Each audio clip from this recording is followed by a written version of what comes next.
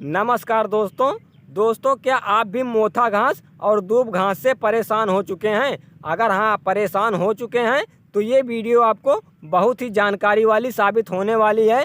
तो वीडियो को बिना स्किप किए हुए लास्ट तक देखिएगा, तभी आपको समझ में आएगा कि हम अपने खेतों से मोथा घास और दूब घास को कैसे ख़त्म कर सकते हैं। तो आज हम आपको इस वीडियो में दो ऐसी ट्रिक बताएंगे जिनसे आप अपने खेतों में मोथा घास और दूब घास इन दोनों को परमानेंटली ख़त्म कर सकते हैं, हमेशा के लिए।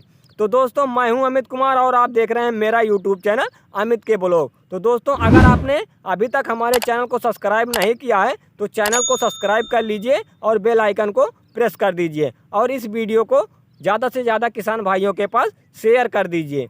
तो दोस्तों, अगर आप मोथा घास और दूब घास से परेशान हैं और कई बार आप उसमें कई विधा अपना चुके हैं और अब तक आपने मोथा घास और दूब घास को ख़त्म नहीं कर पाया है, तो आज हम आपको ये जो ट्रिक बताने वाले हैं, तो ये दो ट्रिक अगर आप अपने खेतों में अपनाते हैं तो आप परमानेंटली मोथा घास और दूब घास के साथ साथ और भी जो घास हैं उनको आप ख़त्म कर सकते हैं।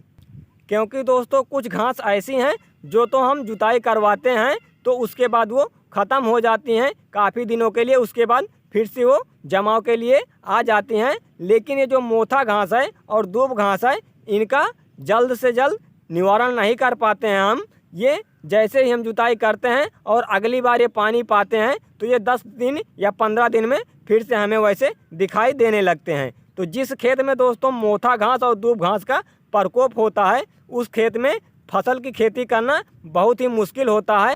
क्योंकि किसान भाइयों, हम जो फसल लगाते हैं उस खेत में अगर मोथा घास और दूब घास का प्रकोप है तो जो हम फसल लगाते हैं वो फसल हमारी ठीक तरीके से ग्रोथ नहीं कर पाती है और हमारा पौधा ठीक तरीके से ग्रोथ न कर पाने के कारण हमारा जो पौधा है वो पैदावार में काफ़ी कम हमें उत्पादन देखने को मिलता है। और हम जो इसमें इतना ज़्यादा मेहनत किए हैं, जो हमने इसमें इनकम लगाई है, वो हमारा पूरा लॉस हो जाता है केवल मोथा घास और दूब घास के कारण। जी हाँ दोस्तों, मोथा घास और दूब घास हमारे फसलों के लिए बहुत ही हानिकारक है।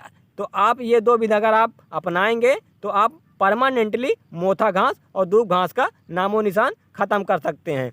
तो दोस्तों, जो हमारी पहली ट्रिक है मोथा घास और दूब घास को ख़त्म करने की, वो है आप जुताई के माध्यम से मोथा घास और दूब घास को ख़त्म कर सकते हैं।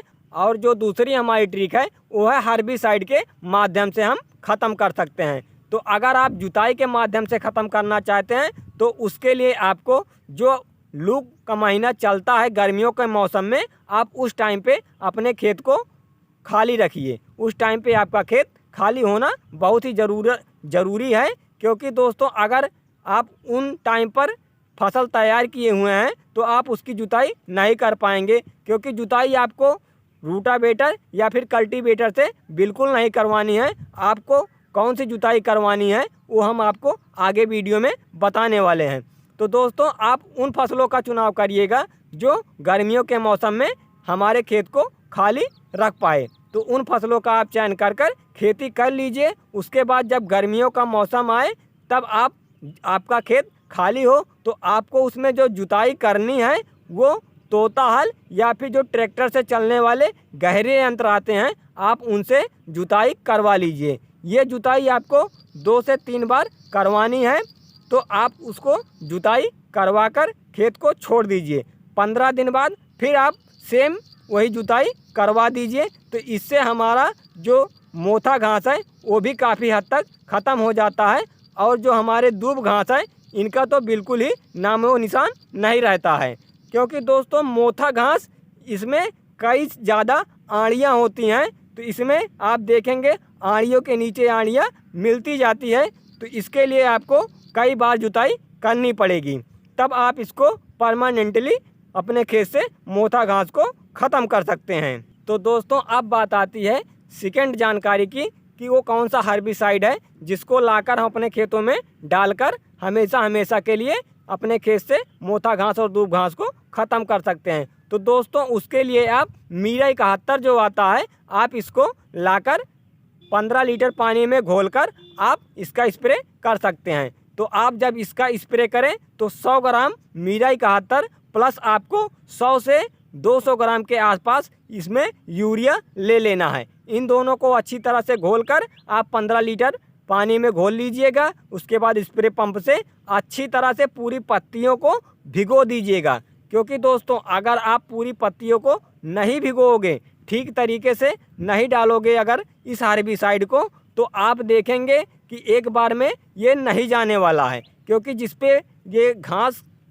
घास पे ये दवा पड़ेगी वो घास तो सूख जाएगी, बाकी जिस घास पे ये दवा नहीं पड़ेगी वो नहीं सूखेंगी। तो आप इसका जब स्प्रे करें तो आप हो सके तो एकदम अर्ली मॉर्निंग, मतलब कि सुबह के टाइम में आप लगभग वही 6-7 बजे सुबह कर सकते हैं, या फिर आप शाम को इसका स्प्रे करें तो 5 बजे के बाद करें।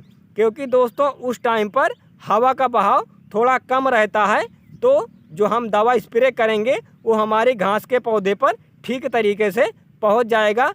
क्योंकि हवा अगर तेज़ रहेगा दोस्तों, तो जब हम दवा का स्प्रे करेंगे तो हवा के कारण हमारा जो दवा है वो दूसरी जगह चला जाता है, तो हमारे घास के पौधे पर ठीक तरीके से ये दवा नहीं पड़ पाता है। तो इससे हमारा जो है वो घास ठीक तरीके से नहीं जा पाता है, पूरी तरह से नष्ट नहीं हो पाता है। तो आप जब भी स्प्रे करिए तब आप इसमें एक आता है सिलिकॉन चिपकू, आप उसको अगर मिला लेते हैं तो जैसे आप स्प्रे कर आए हैं तो उसके बाद अगर बारिश हो जाता है 1-1.5 घंटे बाद, तो ये दवा आपको नुकसान नहीं होगा। तो आप ये पत्तियों पे चिपक जाएगा सिलिकॉन चिपकू से, तो आपको ये घास हमेशा हमेशा के लिए ख़त्म हो जाएगी। और अगर आप एक बार में देखते हैं कि हमारा पूरा घास जो है वो नहीं जला है, तो आप जो जल्दी ही इसकी जुताई करवा लेते हैं तो आप जल्दी ही इसकी जुताई ना करवाएं। जब आप इसका स्प्रे करें तो पहले 20 दिन तक आप इसका इंतज़ार करें रिजल्ट टाइम का। तो अगर 20 दिन बाद आप देखते हैं कि हमारा जो घास है वो पूरी तरह से चला गया है, पूरी तरह से सूख चुका है, तब आप इसकी जुताई कर सकते हैं। या फिर अगर आप देखते हैं कि अभी कहीं कहीं हमारे जो दूब घास हैं उसकी गांठें अभी हरी हैं, कई पत्तियां अभी हरी हैं, या फिर मोथा घास की पत्तियां अभी हरी हैं, तो आप जुताई ना करिए। जुताई ना करने के कारण आप उसके लिए आप फिर से एक बार मीराई 71 का स्प्रे कर दीजिए। तो आप जैसे पहली बार में लाए हैं तो आपको 1 एकड़ में अगर 5 से 7 पैकेट लगा है तो इस बार आपको 2 पैकेट 3 पैकेट कम ही लगेगा। जैसे आप 5 पैकेट लाए हैं तो आप इस बार 3 पैकेट लाइएगा। तो 3 पैकेट अगर लाते हैं तो आप जहाँ जहाँ पर देख रहे हैं कि हमारा जो घास सूखा नहीं है, आप उस पर स्प्रे फिर से कर दीजिए और उसके बाद 20 दिन के लिए फिर आप इंतज़ार करिए। 20 दिन बाद देख लीजिए अगर वो सूख गया है तब आप अपने खेत की जुताई करवा दीजिए। जुताई करवाने के बाद आप उसमें फसल लगा सकते हैं। तो दोस्तों आपको ये जानकारी कैसी लगी कमेंट बॉक्स में कमेंट कर अपनी राय ज़रूर दीजिएगा, और इस वीडियो को एक लाइक अवश्य कर दीजिए और हमारे चैनल को सब्सक्राइब जरूर कर लीजिए दोस्तों। और इसी प्रकार से आप लोग अपना प्यार और दुलार हमारे ऊपर बनाए रखिए, और हम आपको नई नई जानकारियाँ इसी प्रकार से लाते रहेंगे और आपको खेती के बारे में सारी जानकारियाँ बतलाते रहेंगे। तो दोस्तों मिलते हैं फिर नेक्स्ट वीडियो में, तब तक के लिए जय हिंद, वंदे मातरम। वीडियो देखने के लिए आपका सबका बहुत बहुत धन्यवाद दोस्तों।